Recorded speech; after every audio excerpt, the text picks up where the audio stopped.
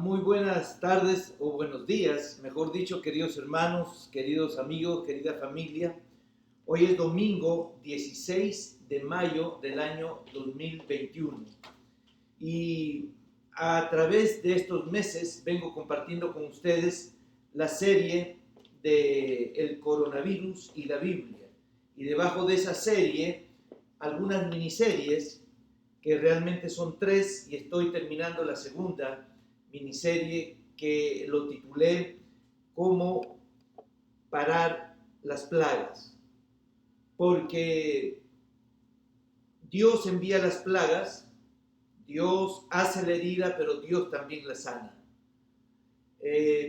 Durante varios meses estoy tratando de compartir con ustedes este tema tan amplio y por eso lo he mantenido por todo este tiempo y estoy en la parte final respondiendo a la pregunta ¿cómo buscar el rostro de Dios? Porque el Señor ha dicho que Él puede parar y quiere parar cualquier mala consecuencia que nosotros hemos traído a nuestra vida, a nuestra sociedad, a nuestro mundo, por causa de nuestros pecados y de nuestro alejamiento de Dios. Y Él ha dicho que una de las condiciones para que Él pare las plagas y pare cualquier otra situación es que busquemos su rostro. Pero, ¿cómo buscar el rostro de Dios? Esa es la pregunta. Y la respuesta es en oración, en ruego, en ayuno, en silicio, en ceniza, hacerlo continuamente en intimidad, en tribulación y en santidad. De las cuales ya he hablado de cada una de estas y estoy terminando en la parte final que hay que buscar el rostro de Dios en santidad. Y para eso, el Salmo 24, versículo 3 en adelante, nos da las pautas exactamente de cómo buscar el rostro de Dios en santidad, porque es el pasaje bíblico que relaciona el buscar el rostro de Dios con el tema de la santidad. Y lo voy a leer para recordarlo. Dice, ¿quién subirá al monte de Jehová? Salmo 24, 3 al 6. ¿Y quién estará en su lugar santo? El limpio de manos, el puro de corazón, el que no ha elevado su alma a cosas vanas ni jurado con engaño.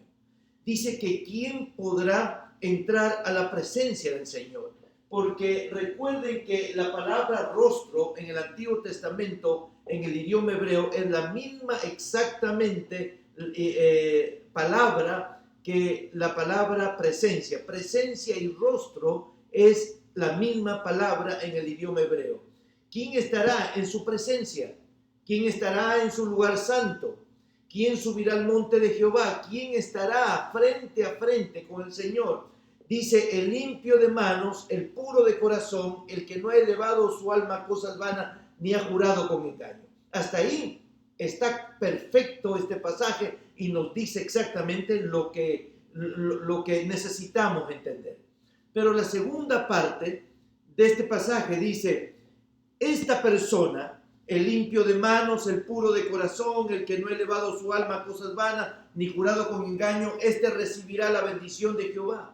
Y dice, este tipo de personas es la generación de los que le buscan, de los que buscan tu rostro, oh Dios de Jacob. Aquí para rematar, para remachar, para concluir y darle un final perfecto y exactamente de lo que Dios quiere decirnos, es que la manera de buscar al Señor es hacerlo en santidad. Y aquí nos dice que santidad son 4 cosas.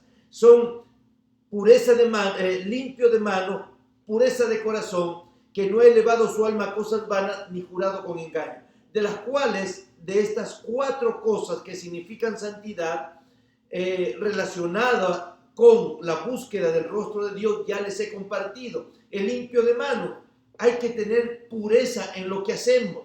Puro de corazón, pureza en lo que somos.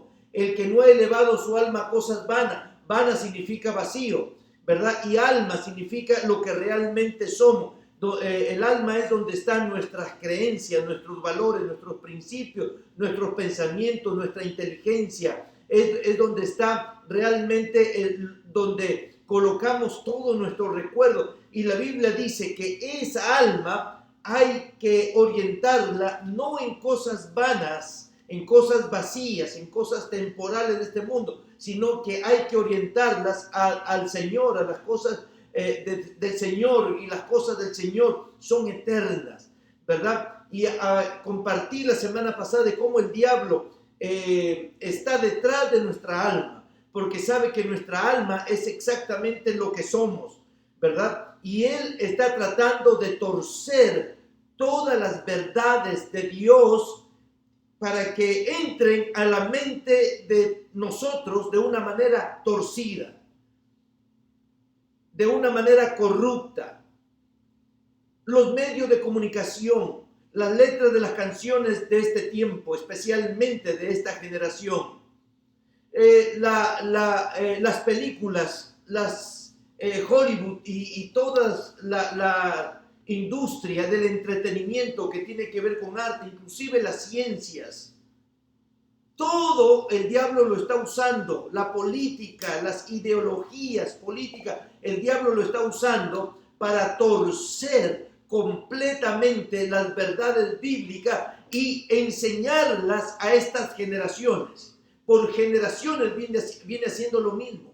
Pero en esta generación estamos viendo que los principios que el diablo tuerce, ¿verdad? Que en generaciones pasadas, tal vez el sistema educativo y la industria del entretenimiento, el arte, la ciencia, etcétera, nos trataban de enseñar de una manera tímida, ¿verdad? Hoy en día ya no hay vergüenza. La ciencia, las artes, ¿verdad? El sistema educativo, los medios masivos de comunicación, el sistema educativo que ya mencioné, etcétera, etcétera, las ideologías políticas, de una manera sin vergüenza, no solamente están tratando de meter esa falsa información, esa información corrupta, esas verdades torcidas a la mente de estas generaciones, sino que la están imponiendo. Yo no miro, por eso casi televisión, yo no miro noticias, porque los noticieros es uno de los principales herramientas que está usando el diablo para torcer la música, e inclusive, mis queridos hermanos, mucha música cristiana. El otro día prendo la radio cristiana aquí en Miami, ¿verdad? Que básicamente creo que hay solo dos, pero hay una que se escucha muy bien, tiene mucho alcance, y esa es la que siempre sintonizo. Y escucho unas canciones, y esto no es nuevo, ya eso yo lo he escuchado desde antes, pero unas canciones nuevas que acaban de salir, ¿verdad? Unos estrenos, y estoy ahí escuchando la música, y dicen unas barbaridades teológicas, dicen unas tremendas herejías teológicas, y yo digo, increíble, cómo la radio cristiana ya no tiene vergüenza, ya no tiene filtros. Ponen las canciones de los cantantes que son un éxito, ¿verdad? Que les va a traer audiencia, y la audiencia trae dinero. Hermanos queridos, estamos viviendo en tiempos finales. En tiempos finales. Ustedes saben que hace cientos de años atrás, cuando se comenzó a producir los himnos cristianos, hermanos queridos, en la iglesia cristiana de siglos atrás, los autores de los himnos cristianos no eran los músicos. Los músicos o los cantantes lo interpretaban, lo tocaban, lo cantaban. ¿Saben quiénes eran los autores, los escritores? ¿Cómo se dice? Hay otra palabra, los compositores, gracias. Los compositores de los himnos cristianos eran teólogos. No era permitido que cualquier persona compusiera los himnos que se van a cantar en la iglesia cristiana. eran teólogos. Por eso que usted ve que los himnos antiguos no tienen ninguna mancha antiteológica, no tienen ninguna falla teológica, no tienen ningún error teológico. Pero hoy, mire, yo sé que a la mayoría de los cristianos que tal vez no son teólogos, que no estudian la Biblia desde el punto de vista como lo estudiamos los pastores, ¿verdad? Quizás ustedes escuchan la música y la letra se escucha bien bonita, pero realmente si lo escucha un pastor teólogo, un pastor que estudia la Biblia, nos damos cuenta los garrafales errores teológicos de las canciones de la generación cristiana de este tiempo, que las generaciones cristianas de este tiempo están escuchando con tremenda corrupciones teológicas, ¿verdad? Así que mis hermanos, estamos viviendo en tiempos peligrosos. Eso es lo que está entrando en nuestras generaciones a través de los medios de comunicación mundanos, no cristianos, y muchos de ellos ateos. Muchos de los dueños de los medios noticiosos, de las cadenas más grandes noticiosas del mundo, son ateos. Son personas que no creen en Dios y no les importa a ellos poder torcer los principios bíblicos. Mis queridos hermanos, los que hacen las películas, los que hacen cine, los que hacen teatro, muchos de ellos son ateos, son personas que viven lejos de Dios, que viven con una vida tan arruinada que no les importa arruinar la vida de las personas. Lo que el mundo quiere es dinero, hermano. La ciencia quiere dinero, la iglesia quiere dinero, el entretenimiento quiere dinero, el Hollywood quiere dinero, las ideologías políticas quieren dinero, Washington quiere dinero, Hollywood quiere dinero, Las Vegas quiere dinero, todo el mundo quiere dinero. Nadie está interesado en educar, nadie está interesado en enseñar principios bíblicos. Si enseñar principios bíblicos no les trae dinero, entonces lo cambian por principios diabólicos. Y si los principios diabólicos les da dinero, entonces ese es su blanco, ese es su target. A eso se dedica el mundo. Y muchas veces, lamentablemente, parte de la iglesia también. Así que el limpio de manos, el puro de corazón, el que no ha elevado su alma a cosas vanas, y dice, y ni jurado con engaño. Si usted me está siguiendo en su Biblia, maravilloso, ¿verdad? Para que lo lea juntamente conmigo, ni jurado con engaño. ¿Qué significará jurado con engaño? ¿Verdad? Jurado con engaño, hermanos, la palabra jurar tiene dos contextos. El primer contexto es el contexto jurídico, por eso viene la palabra jurar, de la palabra jurídico, que tiene que ver con las leyes. Cuando uno va como un testigo, ¿verdad? En un caso, en la corte, a uno lo hacen jurar, ¿verdad? Con la mano en la Biblia, y uno jura decir la verdad, toda la verdad y nada más que la verdad. La palabra jurar tiene un concepto que tiene que ver con lo jurídico, con lo legal. Pero la palabra jurar también es una palabra religiosa, ¿verdad? En el Antiguo Testamento se juraba, en el Nuevo Testamento se juraba. Y hay partes de la Biblia que nos enseñan que podemos jurar, hay otras partes de la Biblia que Jesús nos enseñó que no debemos de jurar. ¿Por qué? Porque con el tiempo esta práctica religiosa de jurar del Antiguo Testamento se fue corrompiendo. Igual que en los tribunales hay muchos testigos falsos que juran decir toda la verdad, pero realmente mienten, porque ya no les importa el juramento, ¿verdad? El hacer un contrato, el escribir tu nombre, el nombre de una persona que dice que yo prometo que voy a hacer esto o no voy a hacer esto o que voy a decir la verdad.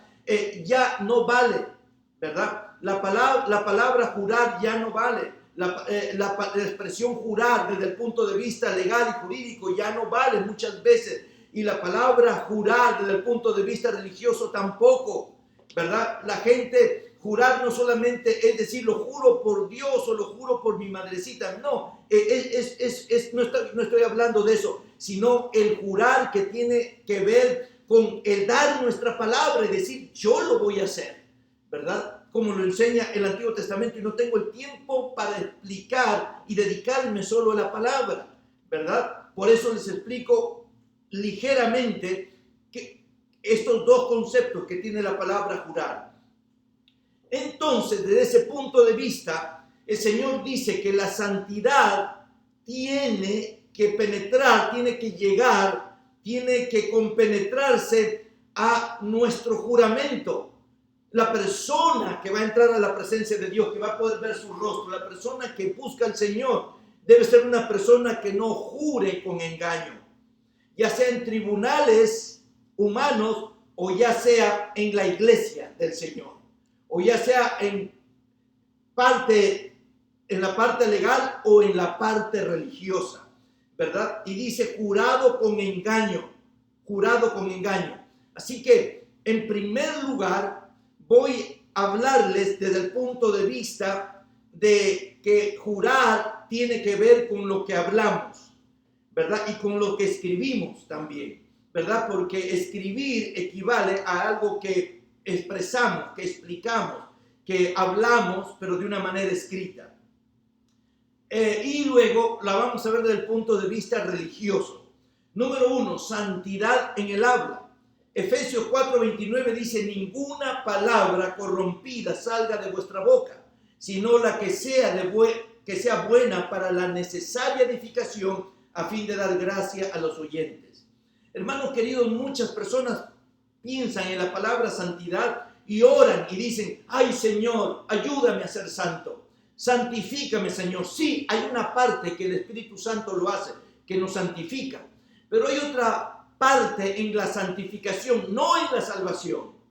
No en la salvación. La salvación es 100% la obra de Dios.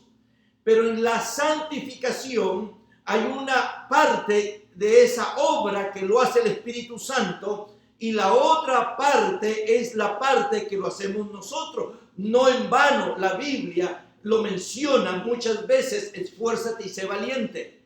Hermano, hay que esforzarse para ser santo. No solo hay que dejarlo todo al Espíritu Santo, y hay que ser muy valiente para mantenernos en santidad.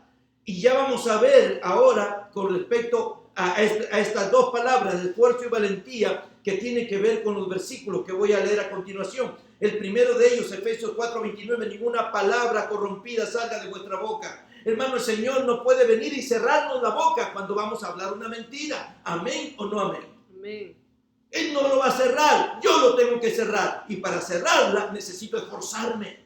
Y para cerrar o mantener mi boca cerrada, necesito ser valiente, ¿verdad?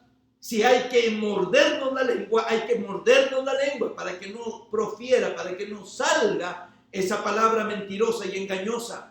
Ese rumor, esa crítica, lo que fuera que va a salir, que es negativo, que es corrupto y que va a dañar a otras personas, que nos va a dañar a nosotros y que sobre todo va a ofender a Dios. Porque cada vez que hablamos mal, nosotros estamos ofendiendo a otros, ofendemos a Dios y nos dañamos a nosotros mismos. Ninguna palabra corrupta salga de vuestra boca. El Señor nos dice, no te preocupes que yo voy a cerrar tu boca cuando va a salir una palabra corrupta. No, dice, tú hazlo, tú cierra la boca, ninguna palabra corrupta salga de tu boca, sino la que sea buena para la necesaria edificación a fin de dar gracia a los oyentes. Este tipo de personas que permiten la apertura, que se abren a la santidad en su hablar, son las personas que van a ver el rostro de Dios. Hermanos queridos, esta plaga ha venido por la cantidad de mentiras, de engaño que hay en los matrimonios, en los gobiernos, en las empresas, en las familias, en todos los estratos de la sociedad. Hay tanta mentira, se ha dicho tanto engaño con nuestras bocas, con nuestras lenguas, con nuestros labios, ¿verdad? Hemos mentido tanto por décadas, por siglos, que Dios no puede menos que enviar o permitir un justo juicio a este mundo mentiroso. La Biblia dice, sea Dios veraz y todo hombre mentiroso. La lengua nuestra es mentirosa, mis queridos hermanos. Ninguna palabra corrompida salga de vuestra boca, sino la que sea buena y necesaria para la edificación, a fin de agradar a los oyentes. Proverbios capítulo 6, versículos 16 al 19 dice: 6 cosas aborrece Jehová y aún 7 abomina su alma. Y aquí vienen las cosas que aborrece Jehová y las que abomina su alma. Dice, primero, los ojos altivos. Segundo, la lengua mentirosa. Hermanos, está en segundo lugar la lengua mentirosa. Esto abomina, aborrece Dios. No es algo que tolera, no es algo que dice, bueno, pues voy a dejarlo pasar una vez más. No, ya Dios está cansado de haber dejado pasar por décadas, por siglos, tanta mentira de nuestros gobernantes, tanto engaño de nuestros políticos, de los padres, de las madres y de todo el mundo en general, porque tú que criticas a tu gobernante de mentiroso, también mientes a tu mujer, también mientes a tu marido, también mientes a tus hijos, mientes en tu trabajo, a tus compañeros, mientes en la escuela y en la universidad, mientes para lograr un objetivo, mientes para librarte de un problema, y mientes y mientes y mentimos y mentimos y mentimos. Y nosotros dale que critica a nuestros gobernantes por mentirosos que lo son 100% mentirosos. Hay un chiste, no me gusta contar ya chistes últimamente, pero dice, ¿sabes la manera de saber cuando un político miente? ¿Sabes cómo saber cuando un político miente? Cuando abre la boca. Lamentablemente es un chiste que ya no me da risa. Porque no es un chiste, es una realidad, es una verdad. Y no solamente de los políticos, sino de todo el mundo, mis queridos hermanos, para librarnos de un pequeño problemita. Mentimos. La mentira se ha hecho parte sustancial del ser humano, parte de la sustancia, parte de la esencia del ser humano. Somos mentirosos. Mentimos hasta por gusto, mentimos por moda, mentimos porque queremos mentir. Muchas veces ni necesitamos mentir y lo hacemos. Porque ya estamos habituados, acostumbrados, enviciados. Y se ha convertido parte de nuestro ser.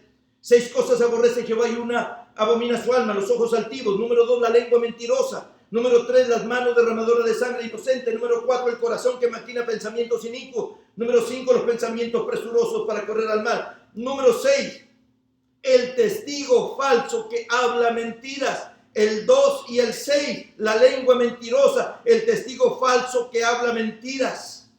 Y número 7, el que siembra discordia entre hermanos. ¿Cómo la gente siembra discordia entre hermanos? Hablando. Y generalmente hablando mentira. Sí, que mira que me dijo. Oh, mira que no dijo nada, pero con sus ojos se me estaba diciendo claramente tales y tales cosas. Inventa, la gente inventa. Es increíble la capacidad, el arte de mentir y de inventar que tenemos los seres humanos. De mentir, el arte de engañar, la astucia de poder voltear la verdad y en lugar de decirla, decimos todo lo contrario. Es increíble esa astucia, ese arte, esa ciencia que la hemos desarrollado por milenios. El arte de la mentira, el testigo falso, el que habla mentiras y el que siembra discordia entre hermanos. ¿Sabes qué significa discordia? Que siembra discordia entre hermanos. Discordia es desacuerdos, discrepancias. Hermanos, puede haber entre amigos, entre familiares, entre hermanos, desacuerdos, discrepancia, pero otra cosa es sembrarla. El problema no es la discordia, es que sembramos la discordia. Cuando hay falta de acuerdo en una familia, es normal que haya falta de acuerdo también en una iglesia, en un equipo de trabajo, de liderazgo, en el trabajo, en el negocio, en la escuela, en la universidad, etc. Es normal que haya desacuerdo, que haya discrepancia, que haya falta de acuerdo. Eso es lo que significa discordia. Es bueno muchas veces que haya falta de acuerdo porque todos estamos pensando, dice un dicho, que Cuando todos piensan de una misma manera, significa que nadie está pensando. Cuando todos pensamos de la misma manera, significa que nadie está pensando. No, es bueno dar el espacio y la apertura para que pensemos diferente. Los pensamientos diferentes enriquecen el tema, enriquecen una situación, enriquecen la solución para un problema. El que todos pensemos diferente. El problema no está en la discordia, sino, dice, el que siembra discordia. Y la palabra sembrar significa enviar. Significa enviar un recado o una nota. Eso es lo que significa sembrar. Esta palabra aquí, en el idioma original en que se escribió esta parte de la Biblia, significa enviar un recado o una nota, ¿verdad? Como cuando uno envía alguna notita, envía algún recado, ¿verdad? Para que con alguna falsa información, para que la persona que lo reciba lo entienda de una manera corrupta la información, la buena información, ¿verdad? Discordia es difamación. Y difamación es la información negativa que se dice en público o se escribe de una persona en contra de su buen nombre, su fama y su honor, especialmente cuando es falsa. Voy a repetir, la palabra discordia es difamación, y la palabra difamación, porque en el hebreo, la palabra discordia es difamación, y la palabra difamación en español significa la información negativa que se dice en público o que se escribe acerca de una persona en contra de su buen nombre, de su fama y de su honor, y especialmente cuando esta es falsa. Cuando uno en público lo dice o lo escribe, ahora ¿qué es hablar en público? La gente está encerrada en lo más arrinconado de su cuarto, pero sin embargo tenemos ahora la capacidad de hablar en público. Escribimos algo en Facebook, escribimos algo en Twitter, escribimos algo en el Instagram, decimos una verdad medias, o muchos son tremendos, ya son sinvergüenza y escriben no solo la verdad media, sino lo contrario a toda la verdad. Dan un punto de vista completamente corrupto sobre una persona, sobre una situación, y tienen la hazaña, tienen la maldad en su corazón, lo hacen por maldad, lo hacen porque quieren hacer daño a una persona o a una situación, ¿verdad? Difamación es la información negativa que se dice o se escribe sobre una persona en contra de su buen nombre, de su fama y de su honor, y especialmente si esta es falsa. Así que el problema es cuando sembramos este tipo de discordia.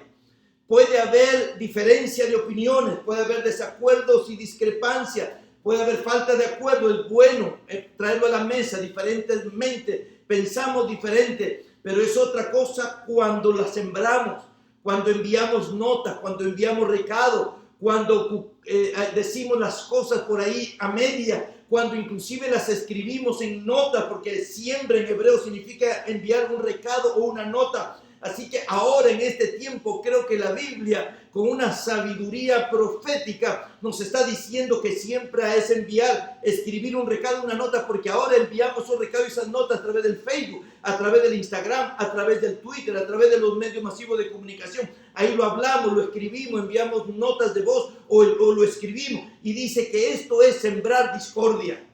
Hermanos queridos, el YouTube, el Facebook, todo esto está lleno de gente sembrando discordia unos con otros. Es increíble cómo la Biblia tiene para cada situación una explicación, pero también una solución. En la traducción del lenguaje actual, el versículo que leí, ¿verdad? Dice: el testigo falso que habla mentiras y el que siembra discordia entre hermanos. En la traducción del lenguaje actual dice: la gente que miente en un juicio y la que provoca pleitos familiares.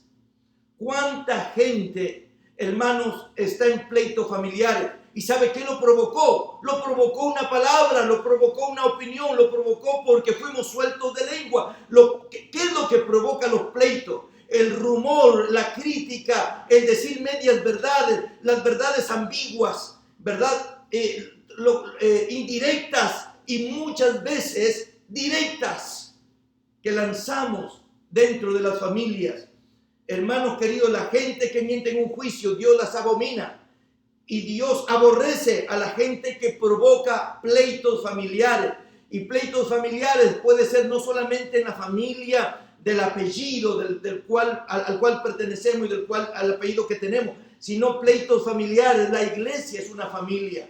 Una comunidad, el bloque, el edificio donde vivimos es una familia, ¿verdad? En la comunidad con la cual trabajamos es una familia.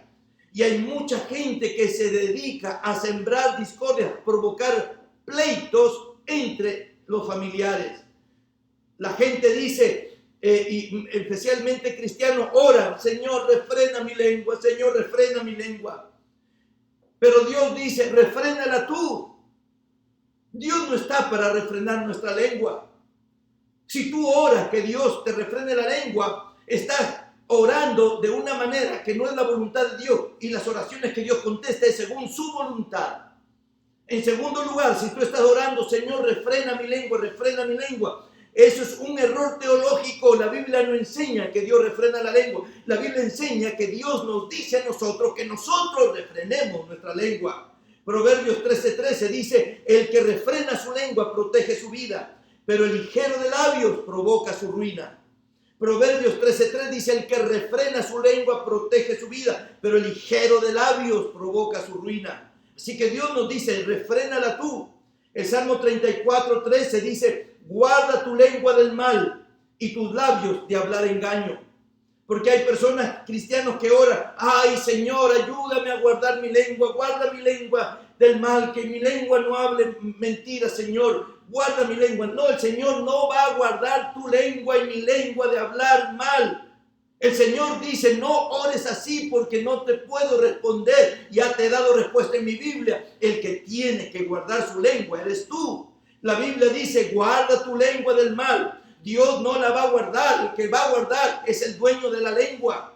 Yo no puedo guardar la lengua de mi esposa porque ella es la dueña. Ella no puede guardar la mía porque yo soy el dueño de esta lengua. No puedo guardar lo que digan mis hijos porque ellos tienen su propia lengua. Entonces, cada uno dará cuenta a Dios de sí, dice la Biblia, de lo que dijo, de todo lo que habló. Hermanos, por tanto engaño, por tanta mentira en matrimonios, en iglesias, en familias, en los gobiernos mundiales, en las organizaciones mundiales de gobierno, han venido estas plagas. Y Dios dice que le debemos buscar a Él en santidad, que si le buscamos en santidad, Él va a reparar este daño, Él va a parar este mal. Necesitamos comenzar a decir la verdad con respecto a las mascarillas, con respecto al coronavirus. ¿Cuántas mentiras se han dicho? Los gobernantes han dicho todo tipo de mentiras. El CDC ha dicho todo tipo de mentiras. La persona que sabe más sobre este tema ha dicho todo tipo de mentiras. El gobierno de China ha dicho todo tipo de mentiras. Todos los gobernantes del mundo están mintiendo, están engañando. Y engañar no solamente es decir algo que no es verdad, sino esconder la verdad. Cuando se esconde la verdad también es mentira. ¿Y cuánta verdad no se ha escondido? ¿Cuánta verdad no se está diciendo? Por diferentes razones, a lo mejor hasta son buenas razones, pero no dejan de ser mentiras porque guardaron la verdad, no dijeron la verdad. Hermanos queridos, esto es serio, porque la Biblia dice que Dios aborrece, que Dios abomina. Esto es abominable, esto es algo que va en contra de toda la naturaleza de Dios. Por eso Él, cuando acepta recibir a alguien para que vea su rostro, Él nos dice: tomen la firme determinación de no hablar mal, de no hablar negativo, de no hablar mentira, de no proferir falso testimonio, de no hablar cosas que no estén conforme a la verdad. Éxodo 23:1 dice: no admitirás falso rumor, no te consentarás con el impío para ser testigo falso, no admitirás falso rumor. Le dice el Señor a su pueblo. En el mundo, hermanos, se admite rumores, ¿Sabe lo que dicen ahora los periodistas? Los periodistas tienen una nueva modalidad, porque los periodistas tienen la obligación de decir la verdad, de no esconder la verdad. Pero ¿cuánto no la esconden? Número uno. Número dos, ellos tienen una nueva modalidad. Ahora, cuando la noticia que van a decir no está comprobada, no tienen pruebas para decir esto está ocurriendo y esto es así, ellos ahora utilizan palabras. Mire cuál es la astucia diabólica. Ellos utilizan palabras como, mire, se supone que, y entonces empiezan a dar la noticia. No es una noticia confirmada, comprobada, pero dan la noticia. Entonces, ¿por qué dan la noticia si no está comprobada? ¿Por qué dan la noticia si no está confirmada? ¿Por qué dan la noticia si no tienen pruebas? En la antigüedad había más responsabilidad con lo que se decía en la noticia y con lo que se escribía en los periódicos. En la antigüedad había más integridad. Años pasados, un par de décadas o 3 décadas atrás, había más veracidad, más objetividad. Era algo objetivo y práctico. Ahora es subjetivo, ahora es ahí como lo entiendan. Ahí te lanzo la noticia y ahí lavándote el cerebro un poco. Es increíble, ahora usan palabras para que, si de repente alguien que tiene que ver con esa noticia se sintió mal, se sintió ofendido, aludido, etcétera, o dañado de alguna manera, lo llevan a la corte. ¿Y qué dicen los noticiarios? ¿Qué dicen los periodistas? No, nosotros dijimos que no estaba confirmado. Nosotros dimos la noticia, pero dijimos que suponemos o que se supone, etc. Y usan unos términos ambiguos para liberarse de responsabilidades legales, pero están haciendo daño a muchas personas que pueden tener que ver con esa noticia que están dando y aún no está comprobada. Hermanos queridos, este es el mundo que vivimos. Vivimos en un mundo de fantasía, vivimos en un mundo de mentiras, de engaños, de falsedad, de mucha falsedad. La Biblia dice, el que refrena su lengua, el que guarda su lengua, no admitirá falso rumor. En la traducción del lenguaje actual, no mientan ni den informes falsos. No mientan ni den informes falsos. Periodismo de este siglo XX y XXI están dando muchos informes falsos, muchas noticias falsas, muchos informes falsos. Y la Biblia lo dice miles de años atrás. En Éxodo 23:1, en la traducción del lenguaje actual, no mientan ni den informes falsos que ayuden al malvado a engañar a los jueces. Esto está claro en la Biblia, hermanos queridos. La Biblia nos enseña lo que está pasando en este tiempo. Así que número uno, y esto da para más, pero no puedo continuar porque si no nunca termino. Esto da mucho sobre hablar sobre el falso testimonio, sobre hablar mentiras, jurar. O sea, comprometer tu palabra, ¿verdad? Comprometer tu firma, ¿verdad? Ahora eso no vale nada, no sirve para nada. Hay muchos ejemplos que pudiéramos dar, pero como digo, ya no tengo mucho tiempo. Esta parte lo he dividido en 2 partes. Dice que el que entre y verá el rostro del Señor será la persona que no ha jurado con engaño. Jurado tiene que ver con hablar, con decir algo, con comprometer tu palabra, ya sea verbalmente o por escrito, como ya lo expliqué. Y en segundo lugar, la palabra jurado tiene que ver con la religión, tiene que ver con práctica religiosa. La palabra jurar es una palabra no solo legal, que tiene que ver en lo jurídico en este mundo, sino también en lo religioso, ¿verdad? No jurar con engaño, no jurar con engaño. Porque la palabra jurar lo que significa es comprometer tu palabra, comprometer tu nombre, escribirlo y decir, estoy diciendo la verdad. Se podía jurar de esa manera, pero ya en el Nuevo Testamento el Señor comenzó a enseñar que no debemos jurar, porque la gente, todo lo que Dios hace bueno, el ser humano lo corrompe.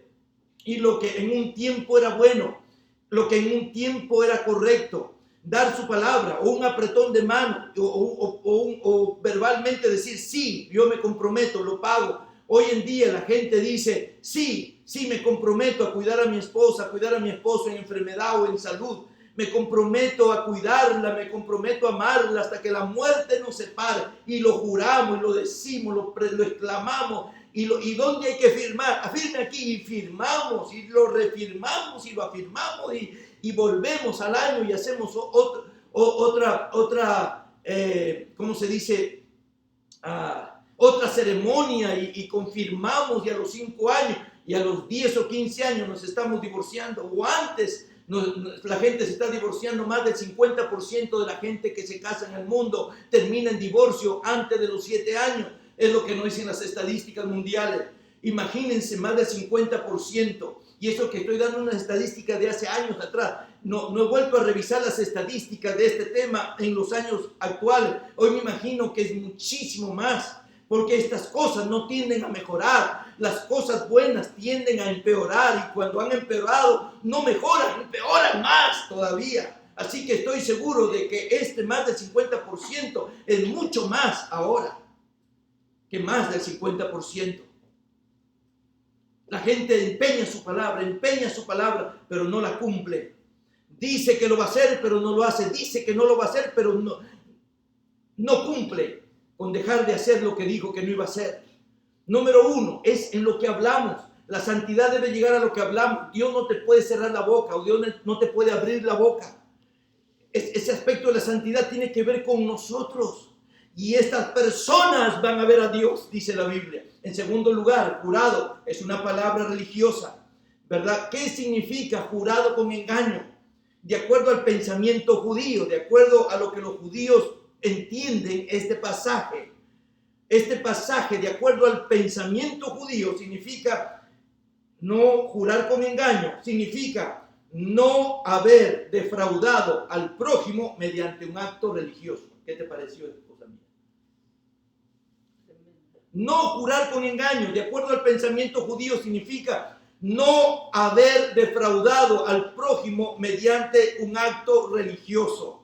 Hermanos queridos, y en los últimos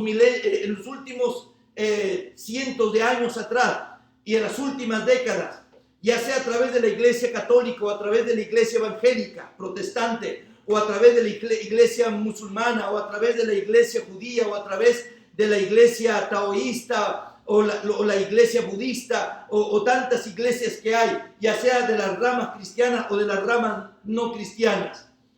¿Cuánto defraudo hay? ¿Cuánto engaño al prójimo hay mediante actos religiosos? ¿Cuántas promesas se hacen? Que si hay un acto religioso de por medio, Dios te va a dar, Dios te va a bendecir, Dios te va a abrir la puerta, Dios te va a dar la victoria, o Dios esto, Dios aquello, Dios, y ponen el nombre de Dios en vano y lo ponen en medio de un acto religioso con el único propósito de defraudar, de mentir, de engañar, de sacar algo a cambio. Da dolor y tristeza saber, por ejemplo, de este hermano que en PTL, Praise the Lord, Gloria a Dios, que sería en inglés, en español, pero PTL era un programa grandioso, era un programa que se veía en todo el mundo.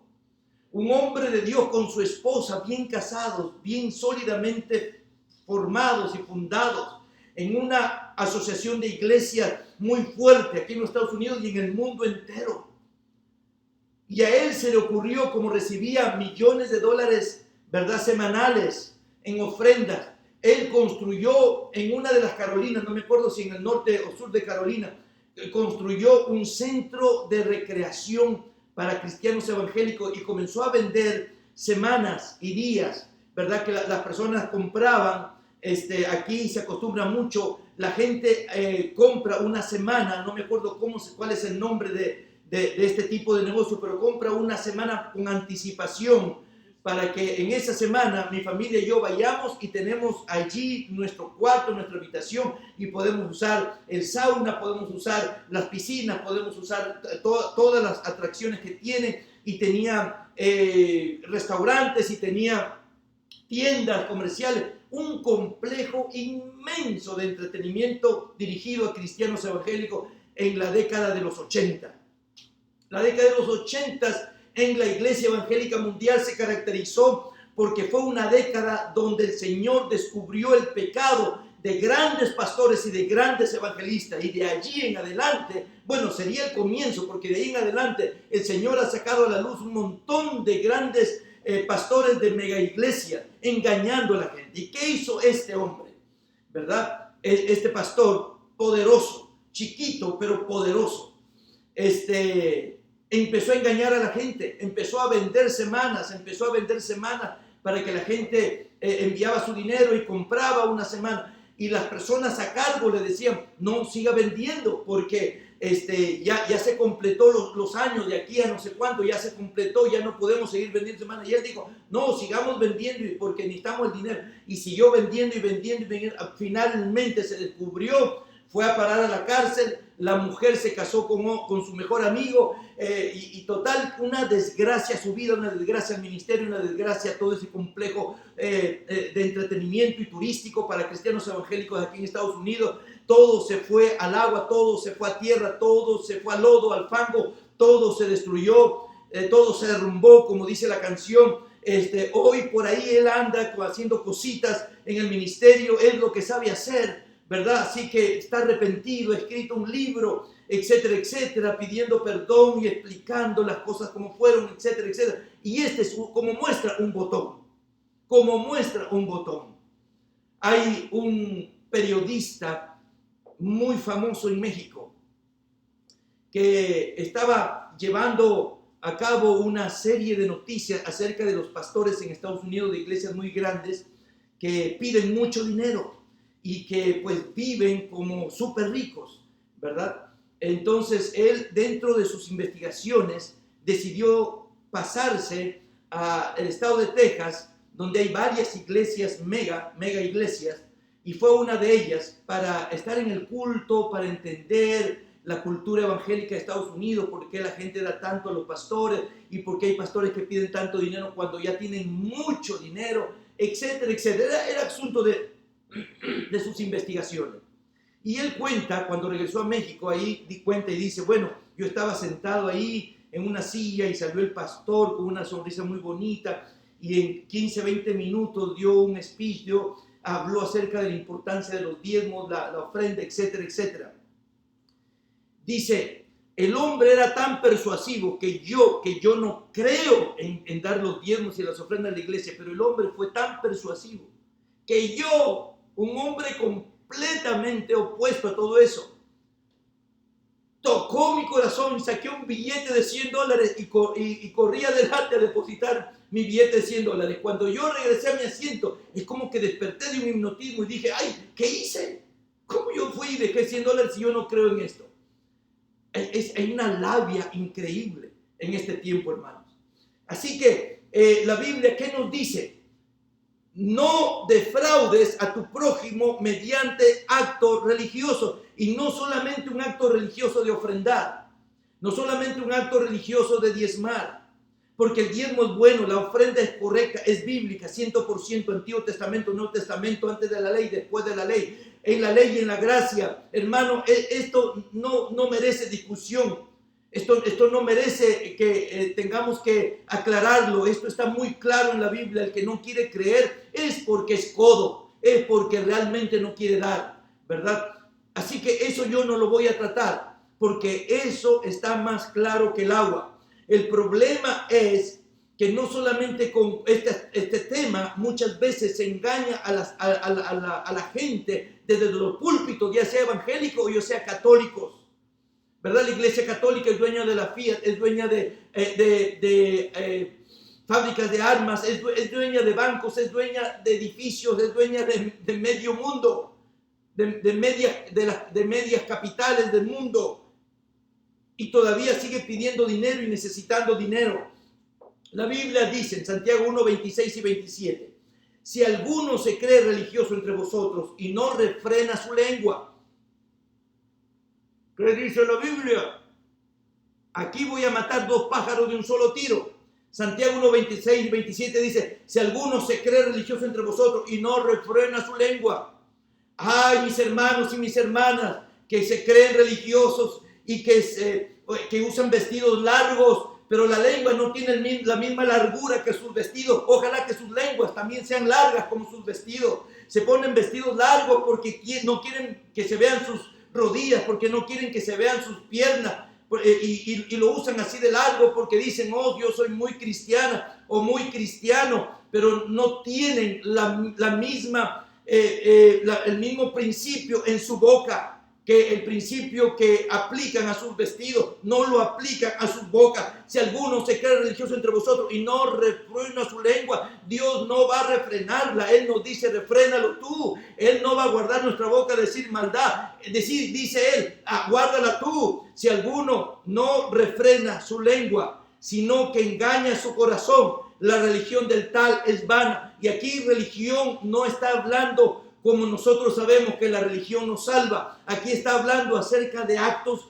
de homilía, actos religiosos, actos de iglesia. No se está refiriendo especial o exclusivamente a la religión que nos salva, sino a las acciones que nosotros tenemos dentro de la iglesia. Dice, aquel que no refrena su lengua se está engañando a sí mismo. O sea, mucha gente lo hace porque ya se han engañado tanto a sí mismo que cuando hablan no se reconocen. No pueden reconocer la mentira que están diciendo, el engaño, el sembrar discordia, no lo pueden reconocer. Así que ya se hizo parte de su ser, ¿verdad? Con ellos no podemos hacer nada, sino que engaña su corazón. La religión del tal es vana, su creencia, en otras palabras, es vana, su fe es vana. Lo que dice que ora es vano, lo que dice que lee la Biblia es vano, lo que dice que para de rodillas es vano, lo que dice que hace esto y aquello por causa de Dios, dando agua sediento, dando alimento al hambriento, todo es vano, todo es vano. Y número 2, le dije que aquí mato 2 pájaros de un tiro.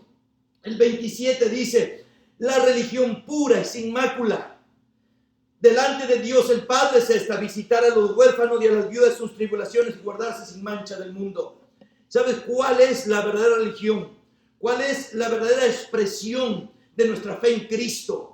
No está hablando la Biblia de una religión que nos salva, de una acumulación de reglas, de preceptos, como es las religiones actuales. No, está hablando de la religión del punto de vista correcto de nuestras creencias en Dios. Dice la religión pura y sin mácula, o sea, la creencia pura y sin mácula delante de Dios el Padre es visitar a los huérfanos y a las viudas de sus tribulaciones y a guardarse sin mancha del mundo. Eso es la verdadera santificación. Eso es lo que Dios espera de nosotros. Él ha hecho su parte en la cruz del Calvario y está haciendo su parte el Espíritu Santo en ayudarnos.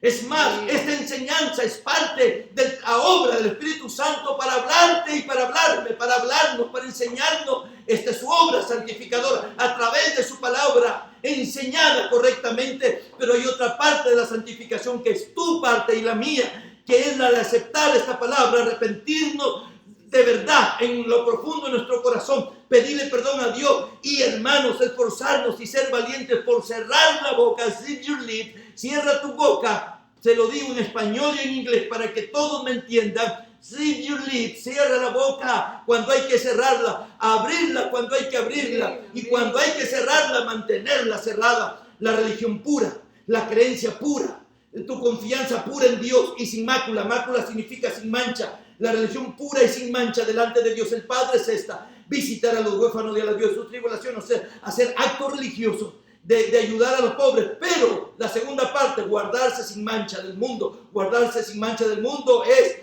refrena tu lengua del mal. Eso es no jurar con engaño.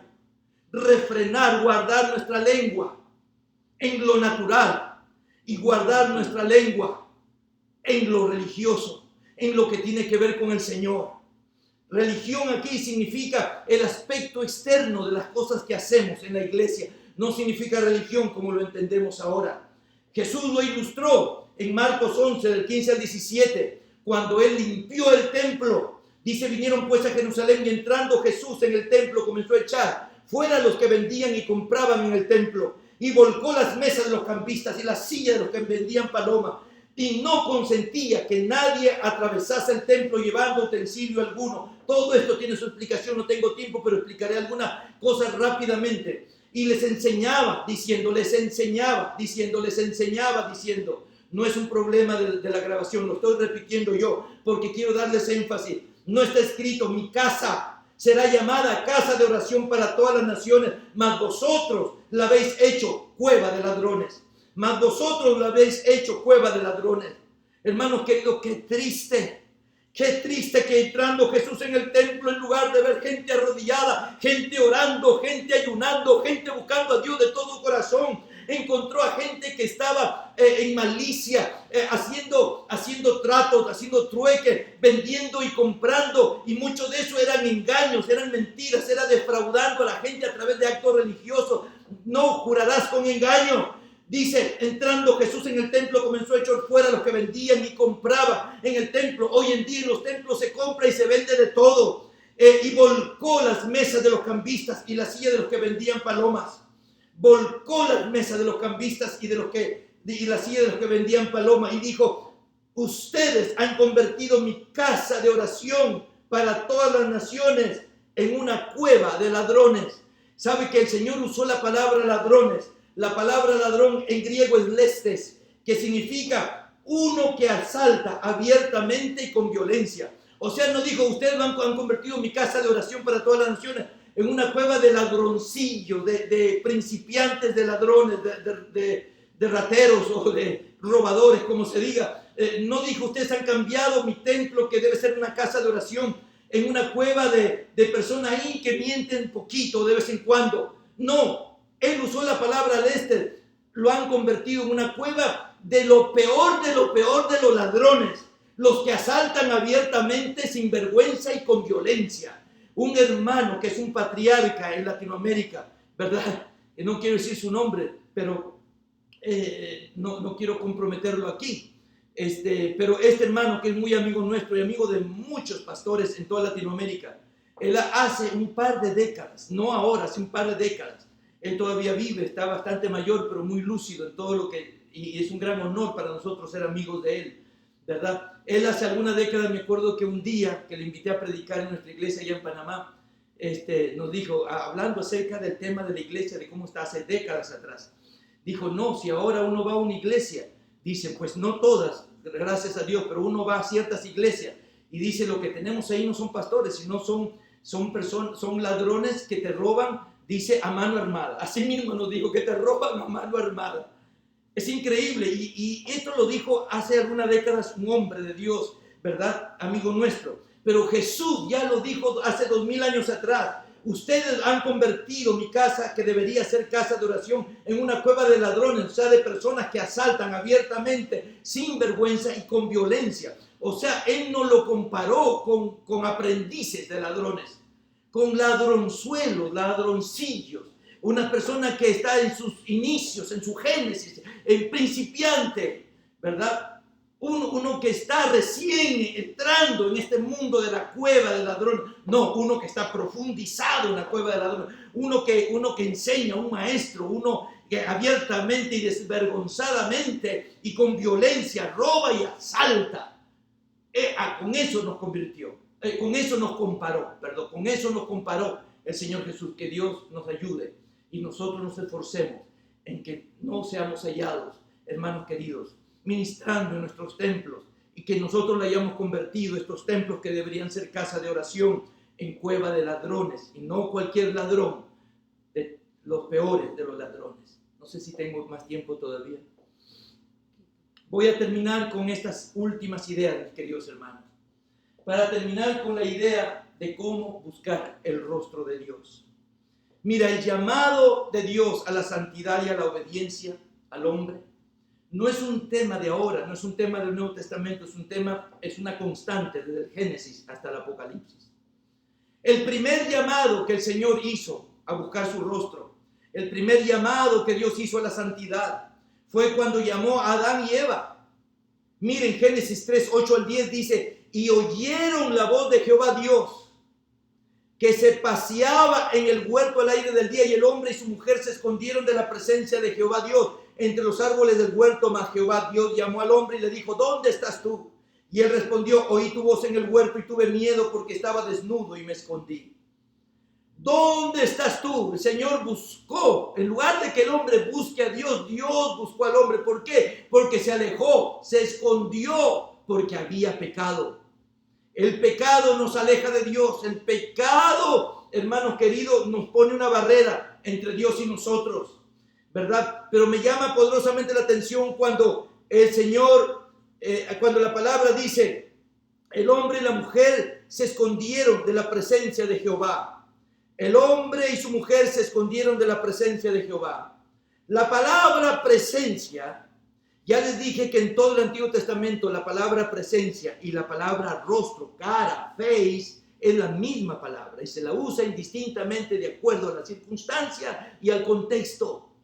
Aquí dice, el hombre y la mujer, Adán y Eva, se escondieron de la presencia de Jehová. Si leyéramos este pasaje, ¿verdad?, de acuerdo al original, diría, y el hombre y su mujer se escondieron del rostro de Jehová, Dios. Ellos tenían vergüenza mirarlo a la cara. El hombre está escondido de Dios. ¿Dónde estás tú? Sigue el Señor preguntándole a la humanidad, a pastores y no pastores, a cristianos y no cristianos, al mundo entero, incluyéndonos a los de la iglesia. ¿Dónde estás tú? Y nosotros estamos bien escondidos. Presencia significa rostro, apariencia, cara o estar delante de alguien. Ellos se habían alejado de Dios, se habían escondido de Dios, del rostro de Dios. Por eso es que Dios, cuando llama a buscarle, no es un simple búscame, es un específicamente busca mi rostro. Esto es lo que tenemos que hacer, no un simple buscar a Dios. Hay gente que busca a Dios inclusive en los mediums y en la magia negra y en los chamanes y en la brujería y piensan que está Dios. De hecho, los brujos usan la Biblia y solo la tienen abierta para engañar a la gente. Hermanos queridos, la santidad es un proceso que la Biblia lo llama santificación. Un proceso en el que interviene Dios, interviene el hombre. Ya lo he comentado. La parte de Dios, Él lo ha hecho en la cruz del Calvario. La parte de Dios lo está haciendo con enseñanzas, con mensajes correctos sobre este tema, como el que estás escuchando ahora. La parte del hombre es la obediencia y las decisiones. La Biblia dice, esfuérzate y sé valiente. Se necesita mucho esfuerzo para obedecer. Se necesita mucha valentía para obedecer lo que Dios nos pide. Ser santos como yo soy santo. Se necesita mucho esfuerzo, pero se necesita mucha valentía para tomar decisiones y determinación de cerrar la lengua. Se necesita mucha valentía y determinación para poder decirle a Satanás, no te permito más en mi mente, para cerrar la televisión, para cerrar el internet, para cerrar las cosas a través del cuales Satanás está usando para meterse en nuestra mente. Se necesita mucha obediencia y mucho esfuerzo, mucho poder de decisión. Hermanos queridos, ¿por qué el mundo ha llegado a donde estamos? A un punto donde ha perdido de vista a Dios. Un mundo donde ofende a todo mundo, incluyendo a Dios, pero no se puede ofender a ciertos pequeños sectores de la sociedad por ser de un cierto tipo de color o por ser de un cierta o por tener este grupo de personas un cierto, ¿cómo se dice? Atracción a otro diferente sexo que el propio. ¿Cómo? Estilo de vida. Porque tienen otro estilo de vida. Porque tienen otra preferencia, esa es la palabra que buscaba, porque tienen otra preferencia sexual. Se puede ofender a Dios, a todo mundo, incluyendo a Dios en primer lugar, pero no se pueden ofender a este tipo de personas.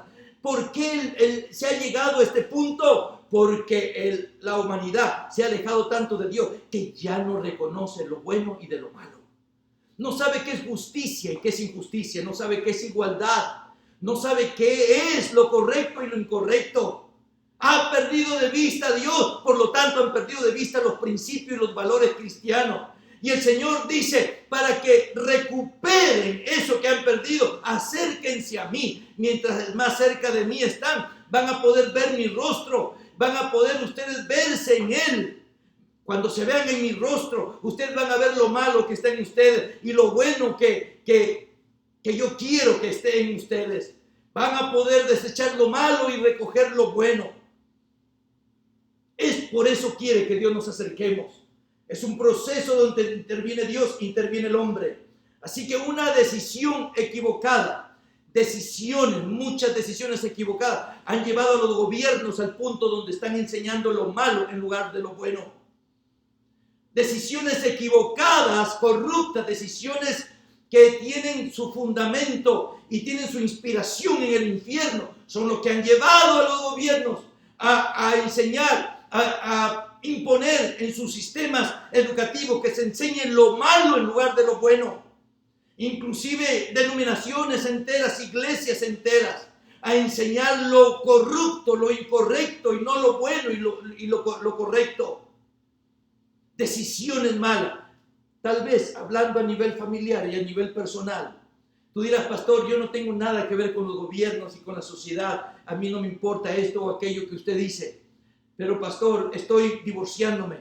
O pastor, estoy para suicidarme. Pastor, estoy perdiendo la mente con tantos problemas en la vida. Pastor, le debo a todo el mundo. Pastor, ya me duele el corazón, me duele todo mi cuerpo. Todos los días tomo analgésicos para el dolor de cabeza. Pastor, no sé qué hacer con mi vida. Una mala decisión o una serie de malas decisiones te llevaron al punto donde estás ahora, en el hueco, en lo más profundo. Pero otra decisión o otra nueva serie, una decisión correcta o una nueva serie de decisiones correctas te van a sacar de ahí. Acuérdate el poder de las decisiones. Las decisiones te llevaron ahí. Solo una decisión puede revocar, invalidar otra decisión.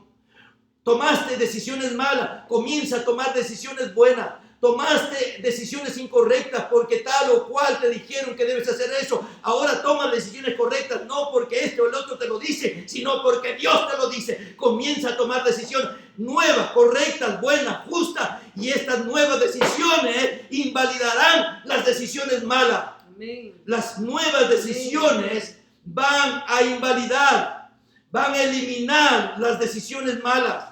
Una decisión mala te llevó a vivir en maldad. Una decisión buena te llevará a vivir en la bondad de Dios.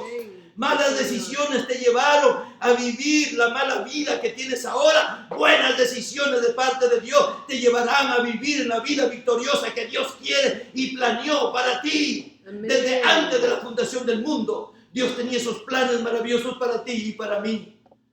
No te sigas dejando engañar por los medios masivos de comunicación, por la ciencia, por las artes, por el teatro, por el cine, por la música y por esto, por aquello, por amigos que no conocen a Dios, por familiares que no conocen a Dios. Hazle caso a Dios, comienza a tomar decisiones correctas, porque solo decisiones correctas invalidarán las decisiones incorrectas que has tomado en la vida. Decisiones correctas van a revocar las decisiones incorrectas, van a anular las decisiones incorrectas que tomaste en la vida. Mira tú el hijo pródigo. Un hombre tenía 2 hijos. El menor le dijo, padre, dame la parte de los bienes que me corresponde, y les repartió los bienes. No muchos días después, juntándolo todo, el hijo menor se fue lejos a una provincia apartada. Allí desperdició sus bienes viviendo perdidamente. Tal vez tú te familiarizas tú te ves en la figura del hijo pródigo. Eso es lo que ha sido tu vida. Te has alejado de Dios, te fuiste de la casa de tu padre. No querías una relación más con Dios, querías una relación contigo y una relación con lo malo y con lo decadente de este mundo. Se fue lejos a una provincia apartada, se fue, abandonó su casa, abandonó su padre, abandonó sus relaciones correctas y se fue lejos. Dice provincia apartada. No solamente se fue por ahí, se fue lo más lejos que pudo. Allí desperdició sus bienes. No lo supo cuidar, no supo invertir, descuidó sus bienes, viviendo perdidamente. Y cuando todo lo hubo malgastado, vino una gran hambre a aquella provincia y comenzó a faltarle. Un día te comenzará a faltar. No importa si tienes mucho dinero o poco, no importa si tienes muchos amigos o no, no importa si tienes muchas conexiones o no. Un día, aunque tú tengas de todo, un día te va a comenzar a faltar. Tal vez ya le estoy hablando a gente que ya le ha comenzado a faltar. Comenzó a faltarle y fue y se arrimó a uno de los ciudadanos de aquella tierra, la cual envió su hacienda para que apacentase cerdo. Tal vez que han descendido de ese trabajo. Tal vez ya como no tienes amigos, no tienes dinero, ahora estás en la calle, ahora estás haciendo trabajos que no estás calificado para eso, tú estás calificado para trabajos de ganar millones al mes o al año, pero ya no. Ahora apacientas cerdos y deseas llenar tu vientre de las algarrobas que comían los cerdos, pero nadie le daba. Y dice el versículo 17, y quizá el versículo clave aquí, y volviendo en sí, dijo: ¿cuántos jornaleros en casa de mi padre tienen abundancia de pan, y yo aquí perezco de hambre? Me levantaré e iré a mi padre y le diré: Padre, he pecado contra el cielo y contra ti, ya no soy digno de ser llamado tu hijo, pero hazme como uno de tus jornaleros. Y dice, y levantándose vino a su padre. El 17 dice, volviendo en sí. De repente despertó y dijo: wow, esto era una fantasía, esto era un error, ¿qué estoy haciendo aquí? Dios mío, por favor, ¿qué he hecho de mi vida? Se arrepintió, volvió en sí, tomó una decisión en ese momento. Dijo: voy a volver, voy a buscar a mi padre. Y el versículo 20 dice que la decisión no se quedó en palabras, sino que la decisión la convirtió en hechos. Y dice: y levantándose, levántate.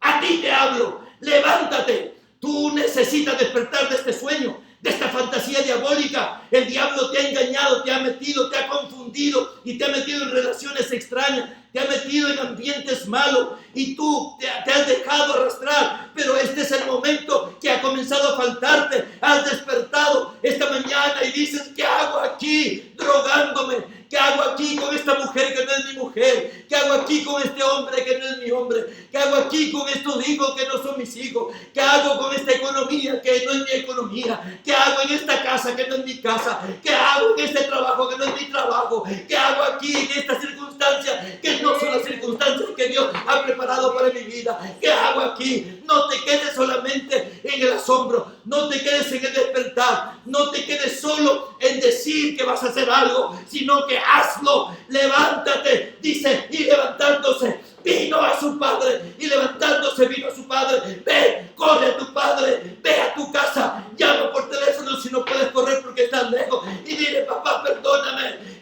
porque he pecado contra Dios y contra ti. Cuando le hables a tu padre, vas a estar hablándole a tu Padre Celestial también. Y dijo, levantándose vino a su padre. Cuando él estaba lejos, el padre lo vio y fue movido a misericordia, y corrió y se echó sobre su cuello y le besó. Es como Dios espera que vuelvas a Él. Es como Dios espera que regreses a Él para que veas su rostro. Él te está esperando. Él está movido siempre a misericordia. Él está enojado por tu pecado y por mi pecado y por el pecado de todo el mundo. Pero también Él es un Señor y un Dios de misericordia. Misericordia significa amor en acción. No solamente es un sentimiento que Él tiene a nosotros, sino que Él quiere hacer algo a favor nuestro en medio de nuestra desesperanza, en medio de nuestra desesperación.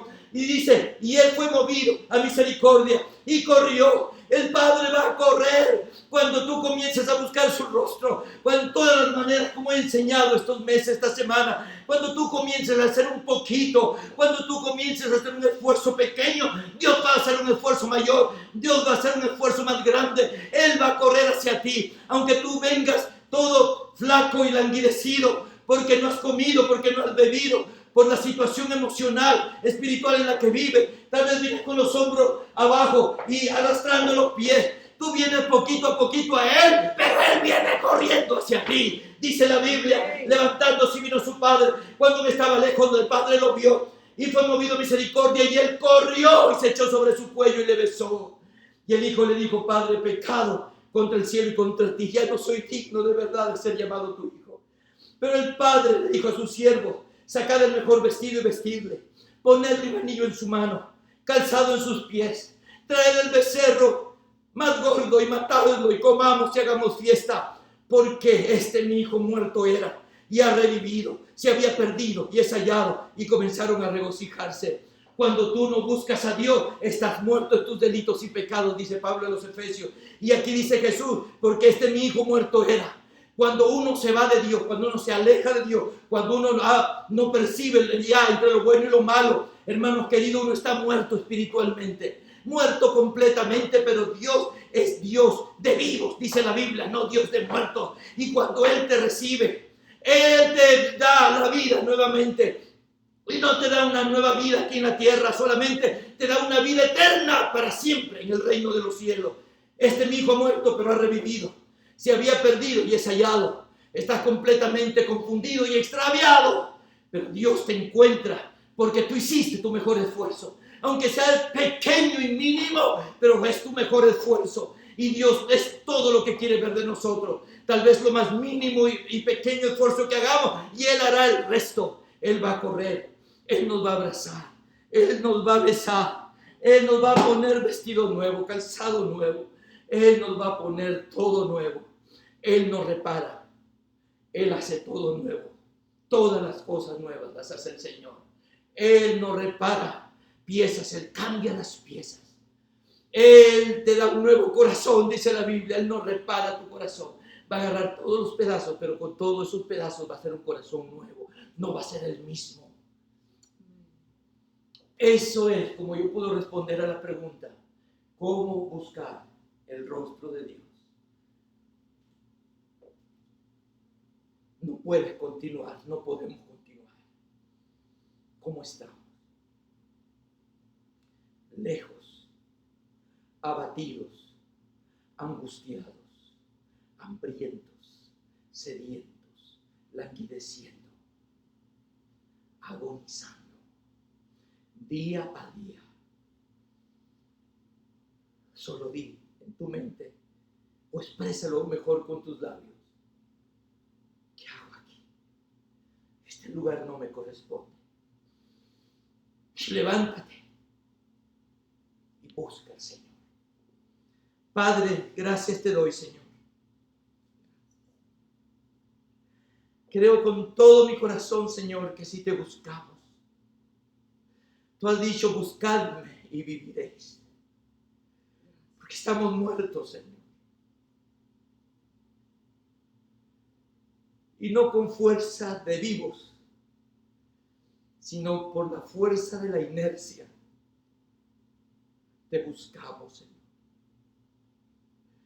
Apenas con pequeños pasos y con pequeñas decisiones, pero llevándolas a la acción.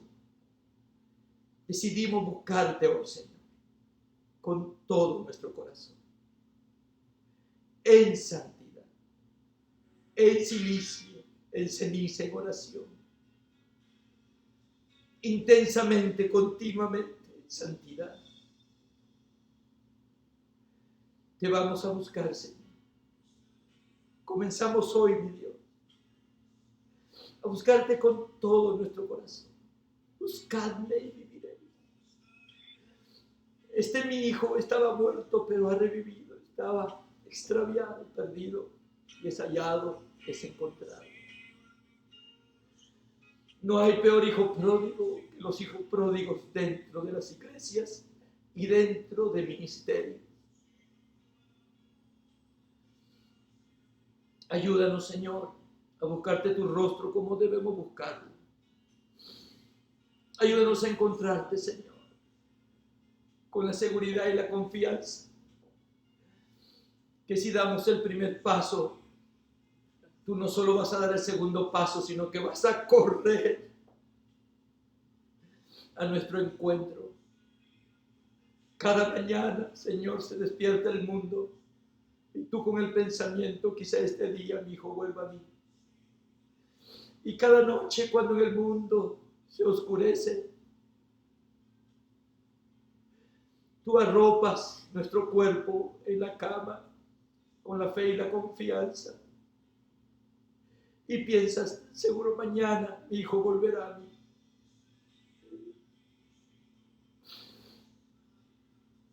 Tu palabra dice, Señor, que tú vas a hacer que el corazón de los hijos vuelvan al corazón de los padres. Y el corazón de los padres vuelvan al corazón de los hijos. Vuelve el corazón, Señor. Ayúdanos a volver nuestro corazón a tu corazón. Porque si estamos seguros de algo, es que tu corazón, Señor, sigue orientado al nuestro, sigue buscando nuestro corazón. Tus ojos siguen buscando, Señor, nuestros ojos. Pero hemos apartado nuestros ojos de ti. Te hemos perdido de vista, hemos alejado nuestro corazón de ti y hemos perdido sensibilidad. y nos hemos hecho casi ateos. Hemos endurecido nuestro corazón y nos hemos molestado con el mundo y también contigo. Perdónanos, Señor. Perdónanos, Señor. Ayúdanos a volver de verdad a ti. Tú vas a correr a nuestro encuentro. Gracias, Señor. Gracias, Señor. Si hay alguien que ha orado esta oración para regresar al Señor, escríbanme, por favor. No importa dónde estés, no tienes una iglesia, te podemos ayudar a conseguir una iglesia en tu ciudad, en tu país, en tu barrio. Inclusive ahora con tanta tecnología lo podemos hacer. Una iglesia de sana doctrina. Sigan cubriéndose de la sangre de Cristo, distancia con el mundo, cercanía con Dios, shalom, paz, maranata, Cristo viene. Mi esposa nos va a decir unas palabras. Dios les bendiga, mis queridos hermanos.